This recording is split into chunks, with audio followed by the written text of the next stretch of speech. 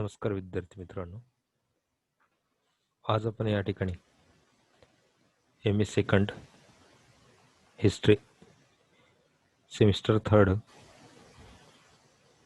Core course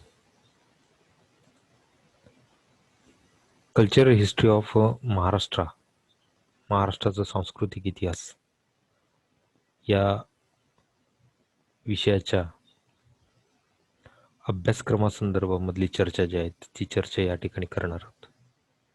मी प्राध्यापक संदीप पुंडलिक नन्नावरे, महात्मा फुले महाविद्यालय पिंपरी. आज आपण या पेपरची चर्चा करत असताना पहिलं युनिट जे आहे ते पहिलं युनिट आपलं असेल डिफाईन द टर्म कल्चर.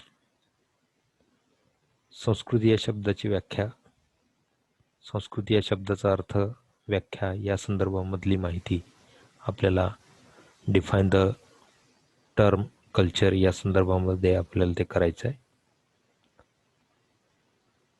या युनिटमध्ये 3 भाग आहेत. त्या 3 भागामध्ये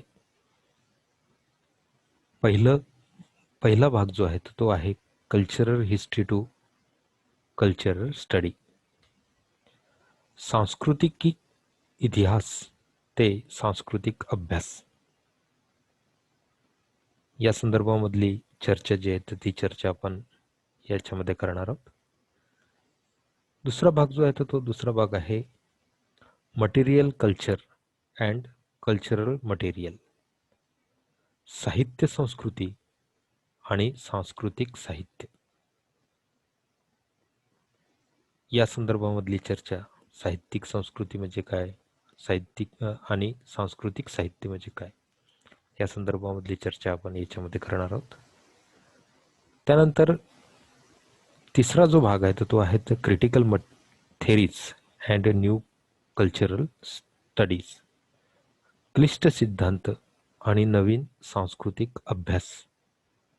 हा जो सर्व भाग आहेत हा आपल्याला पहिल्या युनिटमध्ये बघायचा आहे, ज्याच्यामध्ये डिफाईन द टर्म कल्चर म्हणजे संस्कृती या शब्दाची व्याख्या आणि एकंदरीत उत्पत्ती, अर्थ या संदर्भामधली चर्चा आपण याच्यात करणार आहोत. दुसरं जे युनिट आहे ते दुसरं युनिट आहे material cultures of early Maharashtra. प्रारंभिक महाराष्ट्राची भौतिक संस्कृती. प्रारंभिक महाराष्ट्र कसा होता आणि या प्रारंभिक महाराष्ट्रामधील भौतिक संस्कृती प्रामुख्याने ती कशी होती या संदर्भामधली माहिती आपण दुसऱ्या युनिटमध्ये बघणार आहोत, ज्यामध्ये प्रामुख्याने प्रारंभिक महाराष्ट्रातील पर्यावरणीय, भूगर्भीय आणि पुरातत्वीय रचना, ज्याला आपण म्हणू शकतो ecological, geographical and archaeological setting of early Maharashtra. हा भाग जो आहे हा भाग आपण याच्यामध्ये लक्षात घेणार आहोत. दुसरा भाग याच्यामध्ये असणार आहेत cultural fusion. Cave of Ajanta, Ellora, Panhale Kaji, Junnar and Karle Bhaje. सांस्कृतिक संमिश्रण, ज्याच्यामध्ये प्रामुख्याने अजिंठा, एलोरा, पन्हाळे काजी, जुन्नर आणि कार्ले भाजे या लेणी येणार त्याच्यामध्ये. त्यानंतर चा जो भाग आहे तर तोच भाग प्रामुख्याने महाराष्ट्रामधील सातवाहनकालीन भौतिक संस्कृती, ज्याला सातवाहन्स मटेरियल कल्चर असं म्हटलेलं आहे. सातवाहन कालखंडामध्ये कोणकोणत्या लेण्यांची निर्मिती झाली, कोणकोणते भौतिक साधने जी आहेत, जी साधने प्रामुख्याने सातवाहनकालीन इतिहासाची माहिती करून देतात, या संदर्भामधली माहिती आपण याच्यामध्ये बघणार आहोत. सातवाहनकालीन भौतिक संस्कृती या अनुषंगाने.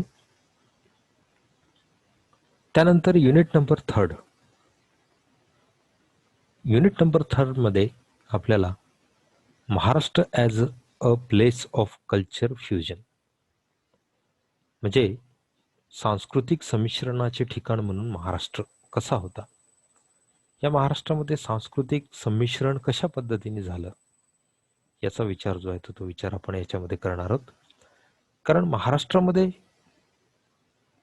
आपल्याला प्राचीन कालखंडापासून मध्ययुगीन कालखंडापर्यंत आणि मध्ययुगीन कालखंडापासून तर आधुनिक कालखंडामध्ये अनेक प्रकारची परिवर्तन जे आहेत ती परिवर्तन बघायला मिळतात. तर आपल्याला या सांस्कृतिक संमिश्रणामध्ये महाराष्ट्रामध्ये कशा कशा पद्धतीची परिवर्तनं झालीत, ती परिवर्तन आपल्याला 3 भागामध्ये बघायची आहेत. त्यामध्ये Indo Islamic contact and mutual culture impacts, Indo Islamic संपर्क आणि परस्पर सांस्कृतिक प्रभाव, Indo Islamic contacts and mutual culture impacts म्हणजे इंडो इस्लामिक संपर्क आणि परस्पर सांस्कृतिक प्रभाव हा आपल्याला याच्यामध्ये बघायचा आहे. त्यानंतर दुसरा भाग आहे रिलिजियस अँड फिलॉसॉफिकल क्लट्स, शाक्त, नाथ, महानुभव, वारकरी, सुफी, रामदासी अँड दत्त. धार्मिक आणि तत्वज्ञानाचे पंथ, ज्याच्यामध्ये शाक्त, नाथ, महानुभाव, वारकरी, सुफी, रामदासी आणि दत्त या ज्या धार्मिक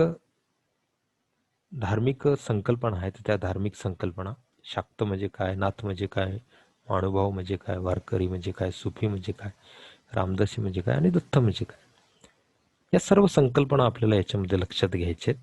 सोबतच यातलं तत्वज्ञान जे आहे ते तत्वज्ञान, या पंथांचं तत्वज्ञान काय होतं या संदर्भामधली माहिती आपण याच्यामध्ये बघणार आहोत. त्यानंतर तिसरा भाग याच्यामध्ये आहेत मराठी, मुस्लिम, ख्रिस्ती अँड बेन इस्रायल कल्चर. याच्यामध्ये मराठी, मुस्लिम, ख्रिस्ती आणि बेने इस्रायल संस्कृती, या संस्कृतीचा सुद्धा महाराष्ट्राच्या संस्कृतीवर काय प्रभाव पडला या संदर्भामधली माहिती ही सुद्धा आपल्याला यामध्ये लक्षात घ्यायची आहे. आणि त्यानंतरचं जे युनिट आहे ते युनिट आहे Marathi culture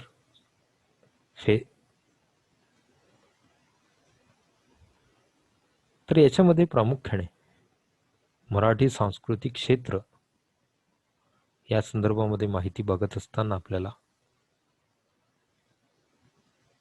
modernity and cultural production, printing, public spheres and literatures in princely states under Serfojiraje Bhosale, Sayajirao Gaikwad, Shahu Maharaj etcetera, ज्याला आपण म्हणू शकतो आधुनिक आणि सांस्कृतिक उत्पादन.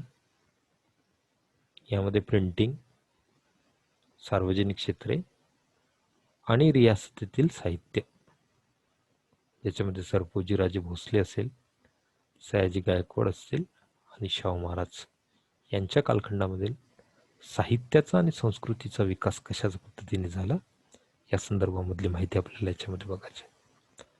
त्यानंतर न्यू कल्चरल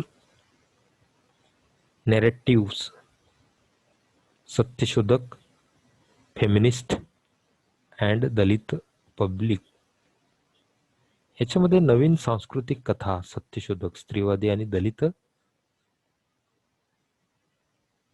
पब्लिक याच्या संदर्भामधली माहिती आपण याच्यात लक्षात घेणार आहोत. त्यानंतर मराठी नाटक आणि बॉम्बे फिल्म इंडस्ट्री, मुंबई चित्रपट उद्योग, हे जे 4 युनिट आहेत, या 4 युनिटनुसार आपल्याला हा अभ्यासक्रम जो आहे तो बघायचा आहे.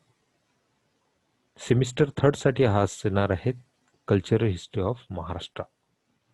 यामध्ये ही 4 युनिट जे आहेत ती 4 युनिट सहभागी होणार. त्यानंतर रेफरन्सेस जे आहेत ते रेफरन्सेस इंग्लिशमधली आणि मराठीमधली हे रेफरन्सेस आपल्याला वापरता येतील.